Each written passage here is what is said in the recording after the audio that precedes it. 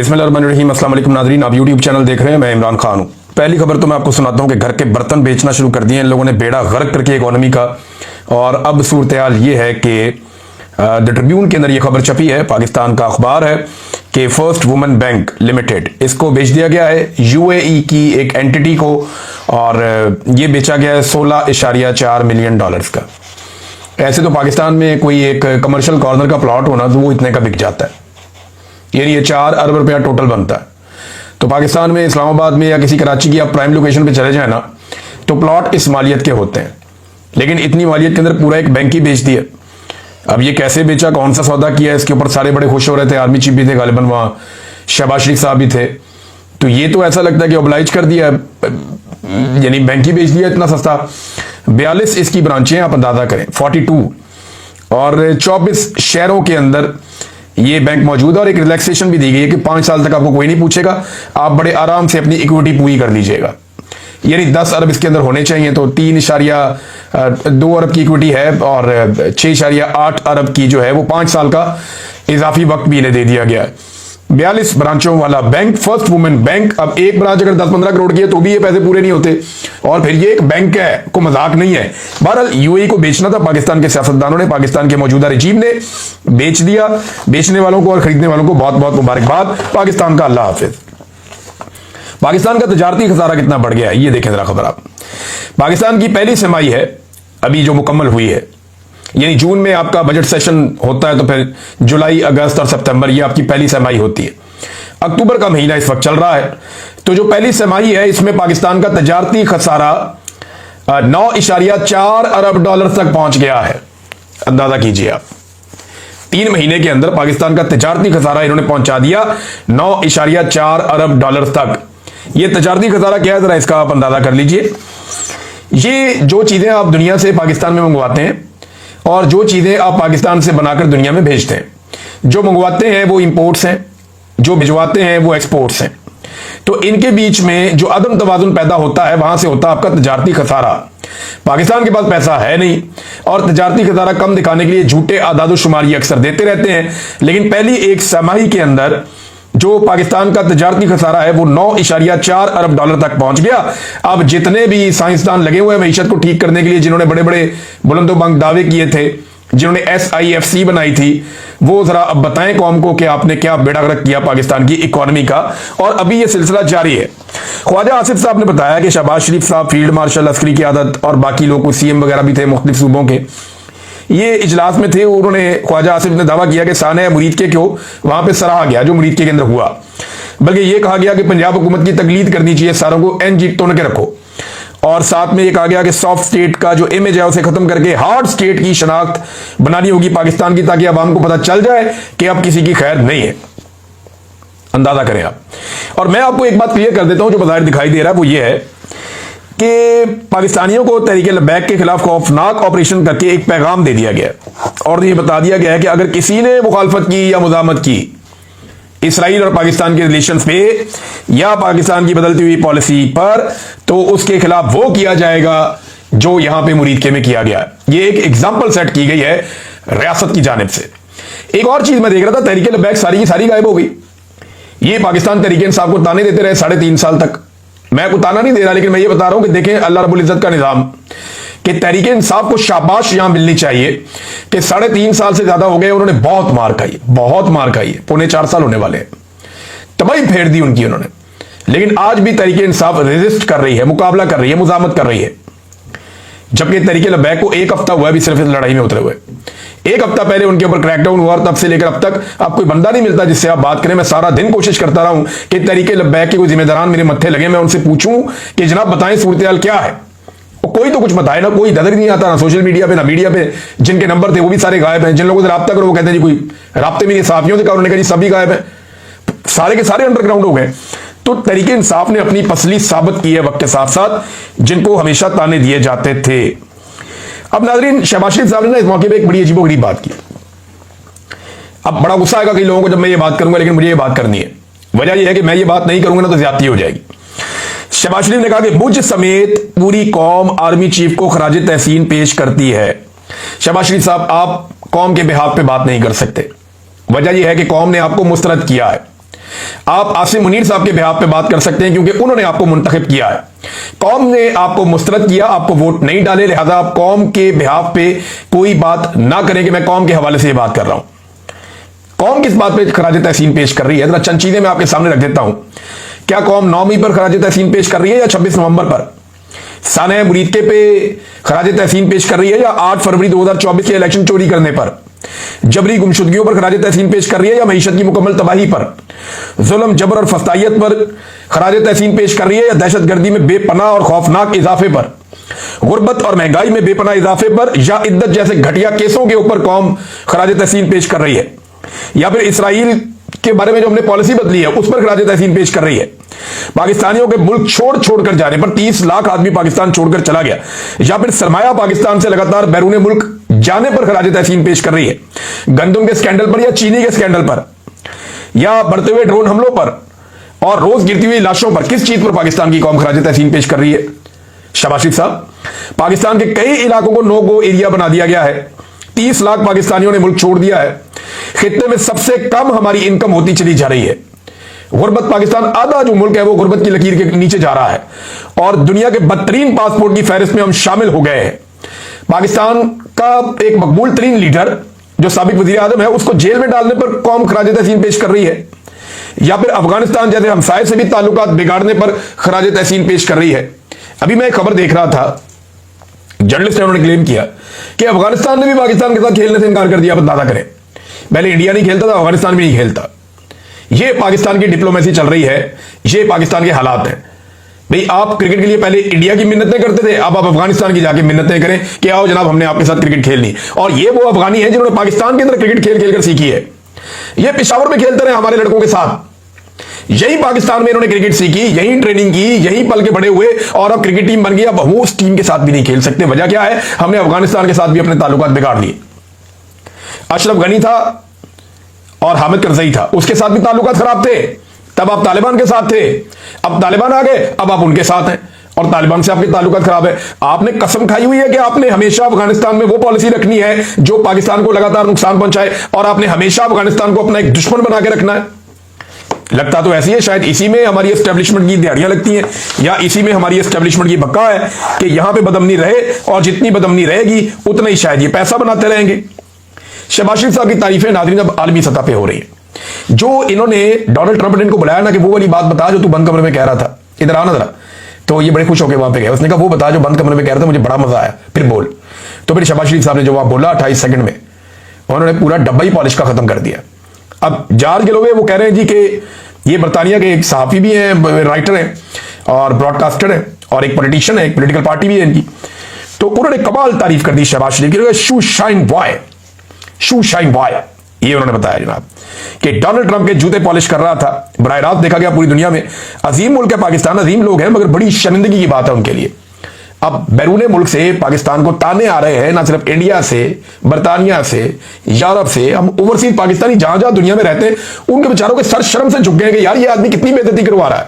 भी तारीफ करनी थी ट्रंप की तो कोई तरीके से कर लेते, डेकोरम के साथ कर लेते। यानी ये कौन सी तारीफ थी जो हमने कभी माजी में सुनी नहीं? ऐसे खुदा बना के दिखा दिया और अजीब तरीके की तारीफ कर दी। वो डोनाल्ड ट्रंप को खुद भी समझ नहीं आती कि क्या, और बल्कि मेरे ख्याल में वो इस बात को एंजॉय कर रहा था कि मैं दुनिया को दिखाऊं कि इनकी ये औकात है। और ये बंद कमरों में मेरे साथ ये करते। वो इंडोनेशिया वाला जो है, वो वहां पे इंडोनेशिया का जो सरबराह आया हुआ था, वो डोनाल्ड ट्रंप से बातें कर रहे थे, बच्चों से मिलने के लिए बेताब था कि जनाब मैं आपके बच्चों से मिलना चाहता हूं और मैं मुलाकात करना चाहता हूं किसी जगह पे, मैं प्रॉब्लम, ये अंदाजे लगाए इनके। और अब पाकिस्तान और इंडोनेशिया वो ममालिक हैं जो अपनी फौज देने का वादा कर चुके हैं। शायद अजरबैजान भी और कुछ और लोग भी देना चाहते हैं कि जनाब हम अपनी फौज देते हैं, ले जाए इनको गजा में। डोनाल्ड ट्रंप ने उसके ऊपर क्या कहा ये मैं आपको बताता हूं, लेकिन पहले जो ड्रॉप साइट ने खबर दी है, अब उसके ऊपर या तो पाकिस्तान की गवर्नमेंट जाके केस करे अमेरिका में, लेकिन उन्होंने खबर बड़ी खौफनाक दी। उन्होंने कहा जी सरकारी और इंटेलिजेंस जराये से साने मुरीदके से मुतालिक उन्होंने हौलनाक तफसीलात बताई। एक सरकारी अफसर के मुताबिक हम मकतूलीन की लाशें इस शर्त पर बुरसा के हवाले कर रहे हैं कि जनाजे में 30 से ज्यादा अफराद शरीक नहीं होंगे, यानी उन्हें खामोशी से दफनाया जाएगा। एक और अफसर ने बताया कि लाशों की तादाद इतनी ज्यादा थी कि उन्हें कूड़े वाले ट्रक में कूड़े की तरह फेंक कर ले जाया गया। एक इंटेलिजेंस अफसर के मुताबिक एक अफसर ने तहरीक से राब्ता करके उन्हें अमरीकी सफारतखाने जाकर एहतजाज पर उकसाया। जबकि मंसूबा पहले से यह था कि रास्ते में ही बदतरीन अंदाज में कत्लेआम किया जाए ताकि आइंदा कोई आवाज ना उठाए। ये तर्जुमा जो है ये किया आपके लिए अदील हबीब साहब ने, ये भी जर्नलिस्ट हैं, siyaasat.pk इनका है, तो मैं वहां से आपको पढ़ के सुना रहा हूं आसानी के लिए।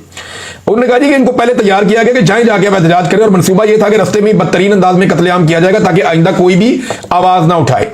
एक और सोर्स ने उन्हें बताया कि साद रिजवी इब्तिदा में हिचकिचाहट का शिकार था, मगर जब एक ताकतवर फौजी शख्सियत ने मुकम्मल सिक्योरिटी की यकीन दहानी कराई तो लब्बैक ने रैली निकालने का ऐलान और फैसला किया। ये जनाब रेहान ग्राम, मुर्तजा हुसैन और वक्कास अहमद, ये जनाब इनकी जानिब से खबर आई हुई है, ड्रॉप साइट के अंदर छपी हुई है। अदील हबीब साहब ने ये ट्रांसलेट किया, मैंने आपको पढ़ के सुना दिया। अब इसकी जो तौसी इसके एक हिस्से की है वो अबसार आलम साहब ने की थी। अबसार आलम साहब ने कहा एक इल्जाम यह लग रहा है कि पाकिस्तान इसराइल को तस्लीम करने के मंसूबे यानी अब्राहम अकॉर्ड को सपोर्ट कर रहा था, और अब क्योंकि पाकिस्तान के लिए मुश्किल है तो पाकिस्तान ने टीएलपी से यह मार्च निकलवाया।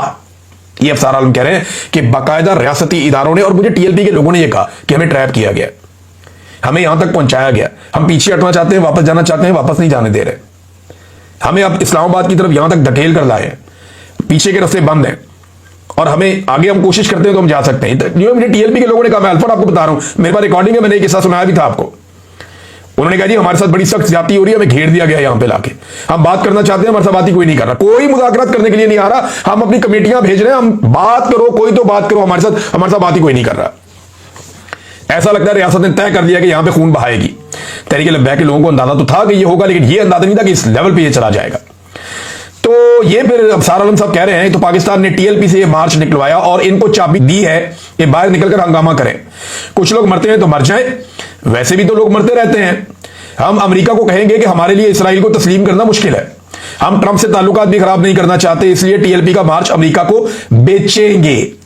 ये जनाब अफसार आलम साहब ने फरमाया। ये है अफसार आलम की खबर, और इससे मिलती जुलती एक खबर जो है वो दी है ड्रॉप साइट ने। वो भी ये कहते हैं कि इनको निकलवाया एस्टेब्लिशमेंट ने बाहर। और अब मैं आपको एक चीज बताता हूं कि बहुत ज्यादा इम्कान था कि जुमेरात वाले दिन, क्योंकि जुमे को तहरीक लब्बैक ने निकलना था और इनको काफी चीजों का आइडिया हो गया था, तो बहुत इम्कान था कि जुमेरात की शाम को तहरीक लब्बैक अपनी कॉल को मुलतवी कर देती एक वार्निंग के साथ कि अगर इसराइल को तस्लीम करने की कोशिश की तो हम दोबारा आएंगे, लिहाजा अभी क्योंकि वहां पे अमन कायम हो रहा है तो हम उसको खैर मकदम करते हैं और हम जो है वो दुआ करेंगे। और कोई ऐसी चीज वो करना चाह रहे थे, उनकी प्लानिंग चल रही थी, लेकिन इससे पहले कि वो कोई अनाउंसमेंट करते मरकज के ऊपर उनके हमला कर दिया गया और उनको फिर मजबूर किया गया कि अब तो तुम हर हाल में निकलो और निकल के पहुंचो। उनके लिए हालात ऐसे पैदा किए गए, शायद रियासत उन्हें घेर घार के वहां ले जाकर जो उन्होंने अचीव किया वो करना ही चाहते थे। नाज़रीन, डोनाल्ड ट्रंप ने पाकिस्तान और अफगानिस्तान की जंग रुकवाने की कहानी एक सुनाई है। वो कहता है जी पाकिस्तान और अफगानिस्तान की जंग रुकवाना मेरे लिए आसान काम है, लेकिन अभी अमेरिका में काफी काम है। देखिए ये जरा जंग थोड़ी बढ़ेगी, माहौल बनेगा, कोई बंदे शंदे मरेंगे, उसके बाद डोनाल्ड ट्रंप को बीच में लाया जाएगा, फिर खराज तहसीन पेश करेंगे शहबाज शरीफ साहब, फील्ड मार्शल साहब, और फिर कहा जाएगा जी हमने एक जंग जीत ली और डोनाल्ड ट्रंप आए, उन्होंने बीच में पढ़ के एक और सुलह की, तो डोनाल्ड ट्रंप जो है वो एक मुबारकबाद के मुस्तहिक है, फिर से उनको हीरो बनाया जाएगा। तो डोनाल्ड ट्रंप की खुशनुदी के लिए ये किसी भी लेवल तक जा सकते हैं। अमेरिकी फौज के अमन दस्ते पहुंच गए जी इसराइल में, ये गजा में क़यादत करेंगे और ट्रंप के बकौल उन्हें खुद कुछ नहीं करना पड़ेगा, बल्कि मैं ये खबर आपको पढ़ के सुनाता हूं जहां पे ये मौजूद है। हमास से असलहा लेने के लिए या उन्हें गैर मुसल्लह करने के लिए अमेरिकी फौज नहीं जाएगी, जो जाएंगे वो इस काबिल हैं, यानी कोई तो जाएगा उन्हें गैर मुसल्लह करने, और जो जाएगा वो इस काबिल है, ट्रंप ने ये कह दिया। लेकिन जो जाएगा कम से कम वो अमेरिकी फौज नहीं है। ये जो अभी इसराइल पहुंचे हैं अमेरिकी कमांडोज, ये नहीं है, कोई और होंगे। इस वक्त पाकिस्तान, अजरबैजान और इंडोनेशिया वो हैं जो वहां जाने की बात कर चुके हैं। अब बज़ाहिर डोनाल्ड ट्रंप की बातों से और हालातों वाकयात से ऐसा लगता है कि ये जो चंद मुसलमान मुल्कों की फौजें हैं, पाकिस्तान की हो गई, अजरबैजान की हो गई, इंडोनेशिया की हो गई, या थोड़ी बहुत अरब ममालिक मदद कर देंगे, ये फौजें तैनात होंगी गजा में और इसराइल की हिफाजत की जमानत बनेगी ये फौजें, और हमास को कंट्रोल करने के लिए भी शायद यही फौजें काम करेंगी अमेरिकी फौजी क़यादत के अंदर। मुझे बज़ाहिर जो दिखाई दे रहा है वो ये है, और डोनाल्ड ट्रंप इस तरफ इशारे भी कर रहे हैं। नाज़रीन, तहरीक लब्बैक के बारे में एक चीज मैं आपको और बताऊं, एक तरफा कार्रवाई और बयानिया चलाया जा रहा है, यानी जो हुकूमत चाहती है वो बयानिया चला देती है। कभी कोई आके कह देता है जी हम उनसे मुज़ाकरात कर रहे थे, उन्होंने तो फलस्तीन की बात ही नहीं की, उन्होंने तो इसराइल को तस्लीम ना करने की बात ही नहीं की। कभी आगे कोई ये कह देता है, कभी आगे ये कह देता है वो तो जी अपने पैसे वापस मांग रहे थे, कभी आगे कोई ये कह देता है जी उनके पास से 10 करोड़ 20 करोड़ बरामद हो गए, कभी आकर कोई यार 70 करोड़ का तो आप एमएनए खरीदते हैं, 70 करोड़ का आप एमएनए खरीदते हैं, ये एमएनए ने अपने मुंह से बताया हुआ है। तो अगर 10-20 करोड़ रुपया साद रिजवी के गले में से निकल आया तो इसमें क्या है? यानी ये इतने पैसे तो छिलका है उन लोगों के सामने जो बॉर्डर पे स्मगलिंग करवाते हैं। जरा चेक कर लें कि चमन में जो स्मगलिंग होती है उसमें से कितना पैसा वसूला जाता है, चेक कर लें आप जाके। ईरान से जो तेल आता है उसमें कितना हिस्सा कौन कमाता है, मादनियात में कितनी दिहाड़ी लगती है, वो चेक कर लें। पीनट भी नहीं है ये उसके सामने, कख नहीं है, कुछ भी नहीं है। ये गले में से 10-12 करोड़ 15 करोड़ चलो 25 करोड़ भी निकल आया, ये क्या रकम हुई? इतने में तो एक एमएनए नहीं मिलता, इतने में तो एक एमपीए नहीं मिलता, और यहां पे तो 50-50 एमएनए और एमपीए जो है उनकी बोलियां लगाई गई हैं। तो ये अब इस पैसे को लेकर जनाब वो बनाया जा रहा है और बयानिया बनाया जा रहा है। तहरीक लब्बैक भी गायब है, उसका सोशल मीडिया भी गायब है, उसके सारे फॉलोअर भी गायब है। तहरीक इंसाफ तगड़ी निकली, वैसे ये बात अब सबको माननी पड़ेगी, उन्होंने बदतरीन मार खा के भी हार नहीं मानी। ये तहरीक इंसाफ की खूबी है। नाज़रीन, एक दिन पहले खबर आई थी और आपको मैंने बताई भी थी, आपने पढ़ी भी होगी कि स्पिन बोल्डक ये इलाका है बलूचिस्तान में, कोयटा के सामने एक चमन का एक बॉर्डर है। चमन का, पाकिस्तान में चमन का इलाका है, ये बॉर्डर चमन का है और यहां पे एक दरवाजा भी है। इससे उस तरफ का जो इलाका है वो स्पिन बोल्डक का एरिया है। वहां पे एक बहुत बड़ी मंडी है, मैं उस एरिया में गया हुआ हूं। स्पिन बोल्डक का जो इलाका है यहां पे एक बड़ी मंडी है और बड़ा बाजार लगता है। यहां पे बहुत सारी अजनास लाई जाती हैं। पाकिस्तान और अफगानिस्तान के बीच में जो तिजारत होती है उसका एक बड़ा हब उस तरफ स्पिन बोल्डक का बाजार और इस तरफ जो है वो चमन का बाजार है। अब हुआ यह कि स्पिन बोल्डक के अंदर धुएं के बादल दिखाए गए कि वहां बमबारी हुई है और पाकिस्तान की तरफ से क्लेम किया गया कि पाकिस्तान ने बहुत नुकसान किया अफगानिस्तान का। इसमें एक बड़ी खौफनाक इत्तला आई है अभी, और वो इत्तला यह है कि पाक अफगान झड़पें, 2 सिक्योरिटी एहलकारों और 5 पाकिस्तानियों की लाशें अफगानिस्तान से चमन मुंतकिल। हलाल अहमद ने लाशें वापस मुंतकिल की। अफगानिस्तान के इलाके स्पिन बोल्डक में बड़ी तादाद में पाकिस्तानी मजदूर काम करते हैं। 4 पाकिस्तानी मजदूर गोलाबारी की जद में आए। अफगानिस्तान में 10 से ज्यादा पाकिस्तानी मजदूर गोलाबारी में मारे गए हैं, मजदूरों की मकामी तंजीम ने दावा किया और ये उर्दू न्यूज की रिपोर्ट है। देखिए, ये दोनों तरफ जो लोग हैं ना, ये एक दूसरे के साथ फ्रीक्वेंट ट्रेवल करते हैं। ये बॉर्डर बंद होने के बावजूद बहुत सारी पासिंग्स हैं, ये आते जाते रहते हैं, इनका गुजारा नहीं है। बेशुमार पाकिस्तानी यहां से जाके वहां काम करते हैं और वो वहां से आके यहां काम करते हैं।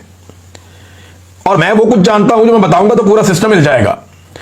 तो जब यहां पे बमबारी या लड़ाई की जाएगी तो यहां के सारे लोग खिलाफ हो जाएंगे।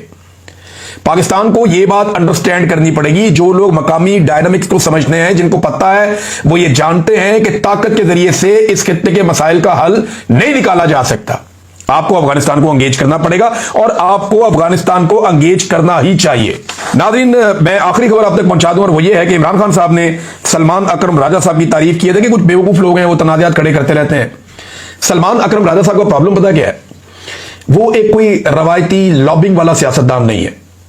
यानी उसने अपनी कोई लॉबिंग नहीं की कि जनाब मेरा अपना ग्रुप होना चाहिए, मेरा अपना जत्था होना चाहिए। वो एक उसूल पसंद आदमी है, एक ऐसा वकील जो बहुत कामयाब वकील। अगर वो बतौर वकील अपने करियर को आगे बढ़ाते तो बार्स के अंदर उनकी बड़ी शानदार इज्जत है, अदलिया में भी उनकी बड़ी अच्छी इज्जत है। तो वो किसी भी सियासतदान से ज्यादा बेहतर और लेविश जिंदगी सलमान अकरम राजा साहब गुजार सकते थे। लेकिन वो इक्तदार में नहीं, जेरे अताब आने वाली एक पॉलिटिकल पार्टी के साथ खड़े हुए और वहां पे अहम जिम्मेदारी भी उन्होंने ली।